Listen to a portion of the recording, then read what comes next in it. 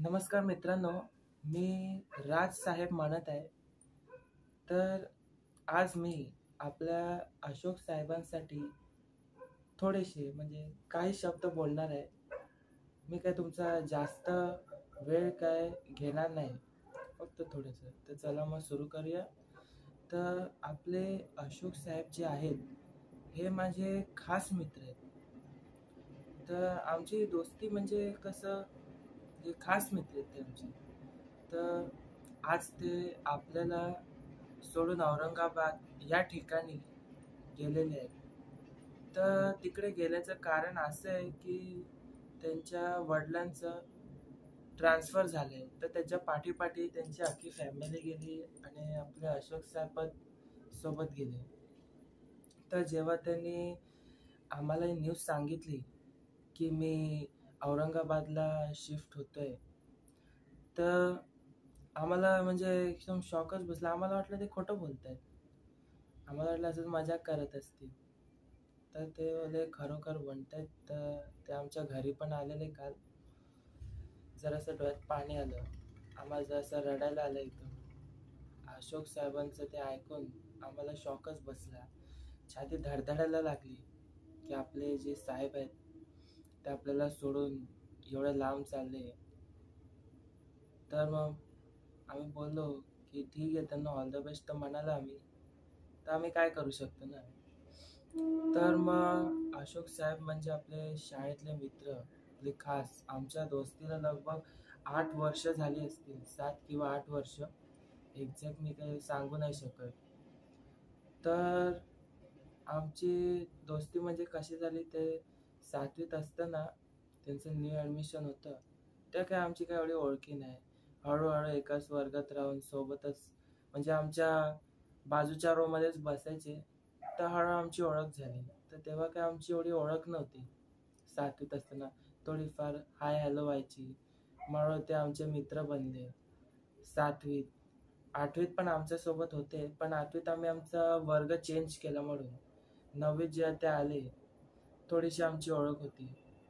तर मग हळू ओळख होता होता ते आमचे एवढे खास मित्र, आपले करीबी दोस्त बनले, त्या आम्ही सांगूच नाही शकलो. तर अशोक साहेब एकदम टॅलेंटेड माणूस आहेत तिथे एकदम.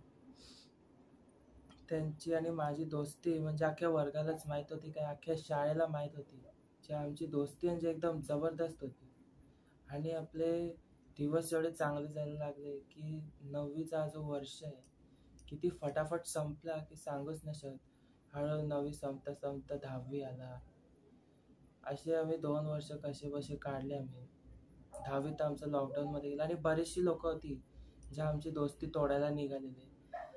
काही लोकं होती, पण मी आता काय ते नाव घेऊन सांगू नाही शकत ती कोण होती ते. जेव्हा जसे ते औरंगाबादला गेले ना, तर आपला हात आपली ताकद अशी निघून गेली असं वाटलं. अशोक साहेब होताना असं एकदम बिंदास वाटायचं की हा, अशोक साहेब माझ्या पाठीशीच आहेत. ते असताना कसलं टेन्शन. पण असं वाटतंय सोडून गेले तर असं एकदम राहावं असं वाटत नाही. जीवात जीव नाही असं वाटतं. तरी पण आपलं त्यांच्याशी कॉन्टॅक्ट चालू आहे. आणि अशोक साहेबांनी नेहमी आम्हाला खूप सपोर्ट केलंय.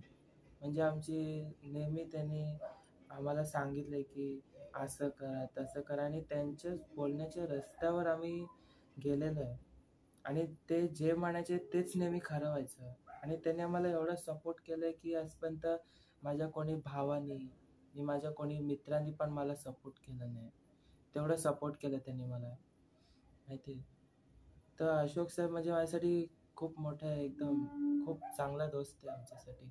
आणि तुम्हाला पण एक सांगतो, अशोक साहेबांसारखा मित्र भेटणं खूप मोठी गोष्ट आहे. कारण की त्यांच्यासारखा मित्र लाखात एक. आपले जे अशोक साहेब आहेत, लाखात एक आहेत आपले साहेब, लाखांमध्ये एक. अशोक साहेब लाखांमध्ये एक आहेत आपले. तर मग तशी आमची स्टोरी होती.